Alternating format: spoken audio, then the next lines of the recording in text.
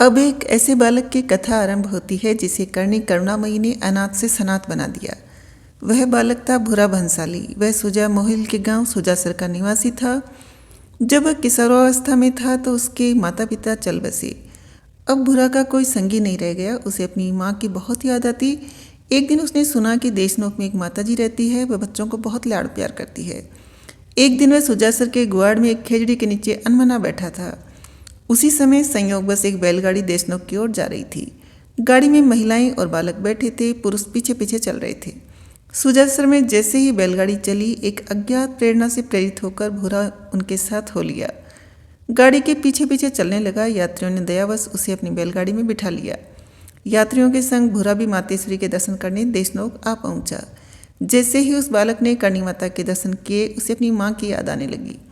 वह एकटक मातेश्वरी की ओर निहारता रहा। उन्हीं धावड़ा और लाल लोड़ी ओढ़े माँ आसन पर विराजमान थी।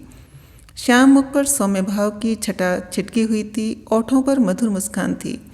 नेत्रों से करुणा बह रही थी। सहसा माता का ध्यान उस बालक की ओर गया जो यात्रियों के बीच उदास बैठा था। माता ने बालक की ओर स्नेह भरी नजर से निहारा और यात्रियों से पूछा, ओ टाबर किन्रो है? यात्रियों ने उस अपरिचित बालक की राम कथा कह सुनाई।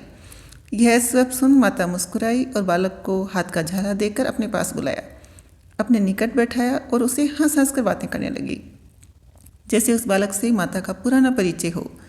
संध्या से पूर्व यात्री प्रस्थान कर गए, किंतु वह बालक वहीं रह गया। वह माता की मड़ी के बाहर बैठा था। संध्या को कर्णी माता का टिकाई पुत्र पुनो आया। उस बालक को अकेले बैठे देख पुण्यराज ने पूछा, मासा और टाबर कुंड्रो है? देवी देसाण राय ने बालक को बुलाया। बालक भीतर चला आया और आसन के पास बैठ गया। मातेश्वरी उसकी पीठ पर हाथ फेरने लगी और बोली, ओ तुम्हारो भूरियो बेटो है। भूरा फिर सनाथ हो गया। उसे दादी माँ का दुलार मिल गया, नया परिवार मिल गया। मातेश्वरी ने उस अनजान बालक को स्नेहवश बेटा कहकर संबोधित किया था। इस कारण परिवार के सभी सदस्य बालक की सुख सुविधा का ध्यान रखने लगे। भूरा अपने समवयस्क बालकों के साथ खेलता फिरता और मौज मस्ती से रहने लगा। समय पाकर बड़ा हो गया। अब भूरा भगवती की सेवा में उपस्थित रहता। जो दर्शनार्थी दूर से चलकर आते, उनका ध्यान रखता, बड़ी समझदारी से काम करता। मातेश्वरी के कहने पर भूरा ने न्यारी गुआड़ी बांध ली। वह बिठू परिवार से अलग रहने लगा। एक दिन मातेश्वरी ने भूरा से कहा, भूरा मेरी सेवा में ही बैठा रहेगा कि अपनी घर गृहस्थी भी बांधेगा? भूरा ने बताया, वह अब तक तो अपने माता पिता का मौसर भी नहीं कर पाया, उसे समाज वाले कैसे अंगीकार करेंगे? मातेश्वरी ने उसे धीरज बंधाया।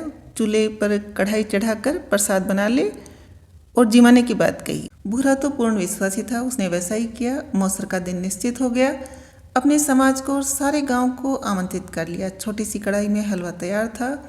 वह मातेश्वरी को बुलाने आया। मातेश्वरी ने कहा, आले हमारी पुरानी लोड़ी कढ़ाई ने ओछाड़ दे, आच्छादित कर दे, यानी कि ढक दे और जिमाने लग जा। मैं आप ही आऊँगी, आज थारे आंगने बैठ कर ही जिमूंगी। लोड़ी हाथ लगते ही भूरा का भाग्य बदल गया।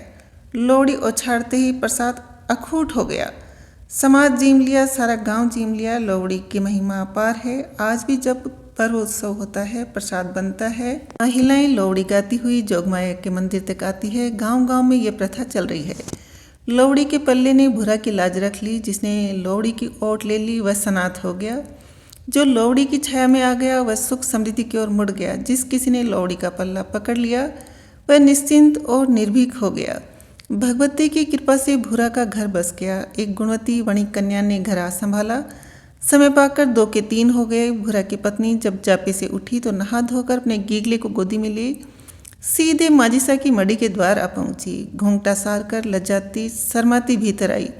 शिशु को माजिसा के चरणों में लिटाकर पांव लगी। भगवती ने स्नेहवश बालक का सिर सहलाया, उसे लाड़ प्यार किया और कहते हैं मातेश्वरी ने स्वयं ही बालक का नामकरण किया। यह है मातेश्वरी का शाश्वत मातृभाव।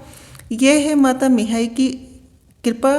यह है कर्णी करुणामयी का स्नेह सिक्त व्यवहार। इसके लिए चाहिए भूरा किसी शरणागति, चाहिए भूरा भंसाली का सा अनन्य भाव जो भूरा की डगर पर चल गया। उसी लाखी लोड़ी का सशक्त सहारा मिल गया। उसके आंगन में अम्बा स्वयं चली आती है। उजड़ा हुआ घर बसा जाती है। इस घटना को 525 वर्ष व्यतीत हो गए। देशनोक में एक परंपरा चल पड़ी है। अब किसी नए बालक का जन्म होता है, माता घर के कामकाज लगने से पहले भूरा की पत्नी की भांति अपने शिशु को लेकर सीधे श्रीमंड में आती है। दादी माँ की प्रतिमा के सम्मुख बालक को लिटाती है। अपना अंचल पसार कर श्रद्धाभाव से सिर झुकाती है। तब घर आकर अपने परिवार की बड़ी बूढ़ी के पांव लगती है। युगों से यह परंपरा चली आ रही है, युगांतर तक चलती रहेगी। भूरा की भांति बीका को तो लाखी लौड़ी का सहारा मिल गया था। स्वतः सुयोग मिलते चले गए। बीका ने भगवती के वचनों का अनुसरण किया, इससे उसका भाग्योदय हो गया। नापासर का नापा सांखला और लादड़िया का पांडु गोदारा उस क्षेत्र में दो प्रभावशाली व्यक्ति थे। बीका का ननिहाल सांखलों के था। नापा सांखला ने सनातन को निभाया। वह तन मन से बीका की सहायता पर खड़ा हो गया। उधर पांडु गोदारा से बीका ने भाईचारा बांध लिया। लादड़िया और सेक्सर के गोदारा जाट बीका के पक्षधर हो गए। रावत कांधल ने सारी शक्ति सैन्य बल बढ़ाने में लगा दी। अश्वारोही सेना सुसज्जित की जा रही थी, घोड़े खरीदे जा रहे थे। इन्हीं दिनों गुजरात का एक युवा चारण उत्तम कोटि के काठियावाड़ी घोड़े और अपना गौधन लेकर जांगड़ू की ओर आ निकला। जोगमाया करणी माता की महिमा गुजरात तक फैल चुकी थी। वह युवाचारण उनके नाम और महिमा से परिचित था। वह जोगमाया के दर्शन करने अपने गौधन के साथ एक दिन देशनोक पहुंचा। उसने अपना नाम गांव बताया और अपना परिचय दिया। उस पुरुषार्थी चारण को देखकर माता प्रसन्न हुई। गौपालक चारण माता को बहुत सुहाते थे। गुजरात का जीवराज ऐसा ही गौपालक चारण था। रावत कांधल को जीवराज गुजराती का पता चला। कांधल को घोड़े खरीदने थे। तब भीड़ में आकर घोड़े देखे तो एक से बढ़कर एक पाया। मोल तोल जचाकर सारे घोड़े एक साथ खरीद लिए। भारी रकम बनी जिसे एक बार में देना संभव नहीं हो पाया। अंततः अधिकांश नकद चुका दिया गया। शेष राशि के बदले जीवराज चारण ने 9000 बीघा के छोटड़िया नामक गांव को जागीर में दे दिया। काछेला चारण जीवराज सुंगा छोटड़िया गांव में आ बसा और भूमि पर अपना अधिकार कर लिया। छोटड़िया के आसपास थड़ी में चारणों के अनेक गांव हैं। वे उसके साथ बराबरी का व्यवहार नहीं करते थे। उनमें से किसी ने जीवराज को ताना मारा कि तुम काछेला चारण हो, घोड़े बेचते फिरते हो, हम तुम्हारे साथ बेटी व्यवहार नहीं करेंगे। जीवराज सुंगा एक स्वाभिमानी चारण था। उसने सोचा ऐसी संकीर्ण मनोवृत्ति वाले लोगों के बीच रहना उचित नहीं है जो चारण को चारण ही नहीं मानते। वह सीधा रावत कांधल के पास गया और उनसे निवेदन किया कि मैं अपने गांव धोड़िया गुजरात जा रहा हूँ, मुझे जागीर नहीं चाहिए, आप अपना गांव संभालो और मुझे मेरी रकम दे दो। रावत कांधल ने चारण को रूखा उत्तर दिया। इस पर जीवराज कांधल की कोठड़ी के सामने धरने पर बैठ गया। अन्न जल त्याग दिया। चारण को धरने पर बैठा देख कांधल सोच में पड़ गया। कोई चारण न्याय प्राप्त करने के लिए उसके द्वार पर धरना दे, यह तो अशोभनीय घटना थी। रावत कांधल ने घटना की गंभीरता को समझा और चुने हुए अश्वारोहियों के साथ कंवर बीका को भुआसा की सेवा में देशनोक भेजा। कंवर बीका ने जोगमाया के समक्ष उपस्थित होकर धरने की बात कही। करणी माता ने अपना संदेशवाहक भेजकर जीवराज को अपने पास देशनोक आने को कहलवाया। जोगमाया का आदेश पाकर वह तुरंत देशनोक चलाया। करणी माता ने जीवराज से कहा कि रावत कांधल और कंवर बीका चारणों का समादर करने वाले भले राजपूत हैं, इनके द्वार पर धरना क्यों देते हो। जीवराज इधर के चारणों के व्यवहार से बड़ा खिन्न था।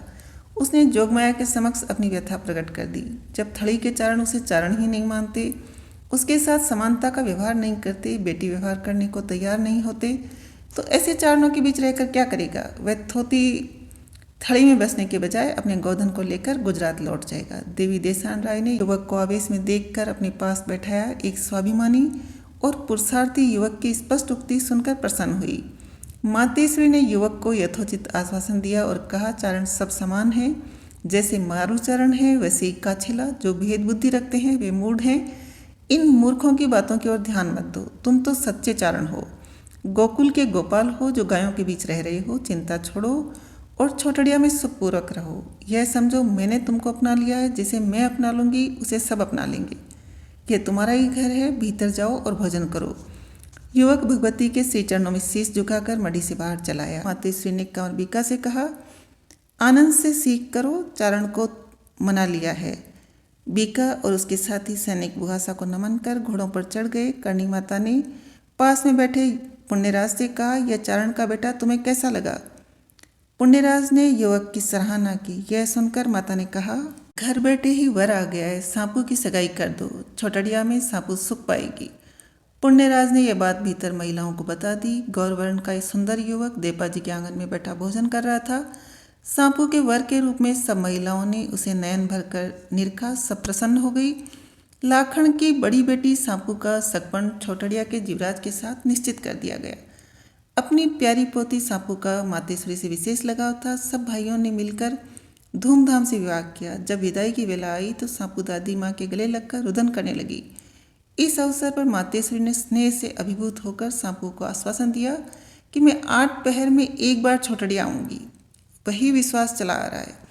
इस सुखद उद्घोष ने अमृतत्व का वर्ण कर लिया है। छोटड़िया वासियों की निष्ठा और भाव भक्ति अनुकरणीय है। सुरम्य मंदिर है जिसमें मातेश्वरी की मनोरम सौम्य मूर्ति है। प्रातः शाम नित्य नियमित ज्योत आरती होती है। सांपों के वंशजों के 36 घर हैं। बारी बारी से सब पूजा करते हैं। गांव में सभी जातियों के लोग बसते हैं। उज्जड़ी चौदस को पूरा गांव पूजता है। महिलाएं लोहड़ी गाती हुई मंदिर तक आती हैं, लापसी का भोग लगाती हैं। सब अपने अपने घर से प्रसाद बनाकर लाती हैं। छोटड़िया दूसरा देशनोक कहलाता है। कहते हैं देवी देसान राय 2 बार छोटड़िया पधारी। एक बार अपनी पोती सांपों के आग्रह पर उससे मिलने आई। छोटड़िया के ग्वाड़ में जिस स्थान पर रथ से उतरी वहीं मंदिर बना हुआ है। गांव में मीठा पानी का अभाव था। ग्रामवासियों ने मिलकर भगवती से निवेदन किया। माता ने स्वयं जाकर कुएं का स्थान बताया। वहीं कुआं खोद लिया। अमृत जैसा मीठा जल निकला। जीवराज सुंगा एक संपन्न व्यक्ति था। उसके पास अपार गौधन था। एक बार लुटेरे गायों की छांग समूह को घेर ले गए तो सांपों ने पुकार मचाई। मातेश्वरी पल भर में चली आई। त्रिशूल धारिणी देवी दुर्गा को देख चोर प्राण बचाकर पलायन कर गई। मातेश्वरी गायों को लेकर छोटड़िया आ पहुंची। गांव के बाहर पश्चिम दिशा में ऊंचे टीले के पास एक खेजड़ी की छाया में विश्राम लिया। वह खेजड़ी गांव के पश्चिम भाग में कुएं के पास आज भी हरी भरी खड़ी है। इसे करनी खेजड़ी के नाम से पुकारते हैं। इस खेजड़ी को सब पवित्र मानते हैं। छोटड़िया रतनगढ़ के पास है। 125 घरों की छोटी सी बस्ती है। भक्ति भाव वाले लोग हैं। इस गांव में माता मिहाई की बड़ी मान्यता है। जोगमाया ने जीवराज को अपनाकर रावत कांधल की दुविधा दूर कर दी। माता के वचन सर्वमान्य रहे।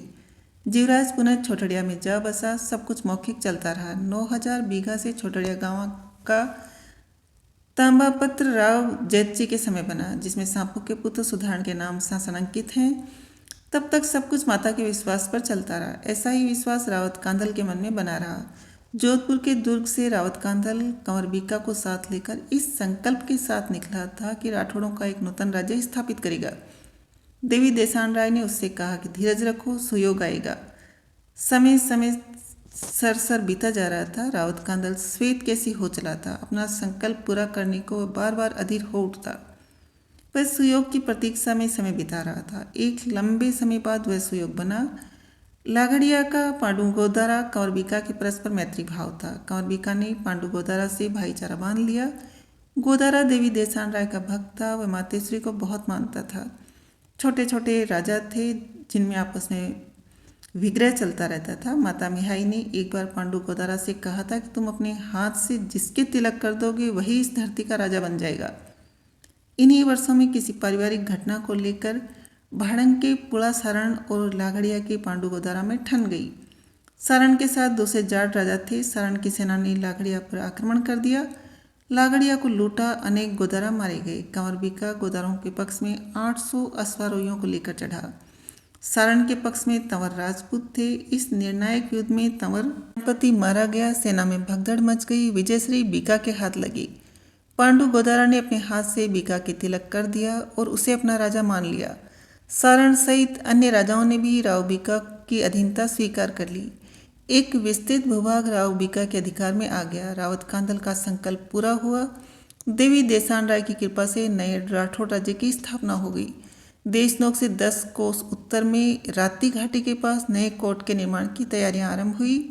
देवी देसान राय ने स्वयं पधार कर विक्रम संवत 1542 में अपने श्री हाथों से गढ़ की नींव रखी, जिसकी पावन स्मृति में बीकानेर के जूनागढ़ में जिस स्थान पर नींव रखी गई वहां गढ़ के भीतर श्री करणी माता का मंदिर बना हुआ है। तदुपरांत राव बीका ने नया नगर बसाया। इस नगर का नाम बीकानेर रखा। राज्याभिषेक का बड़ा उत्सव मनाया गया। सब सामंत और भाई भतीजे एकत्रित हुए। पुगल से राव सेखा और उसके पुत्र हरू और खिया ने भी उत्सव में भाग लिया। रावत कांधल ने बड़ा आग्रह किया, किंतु देवी देसान राय स्वयं उत्सव में सम्मिलित नहीं हुई। उनकी ओर से टिकाई पुत्र पुण्यराज सम्मिलित हुआ।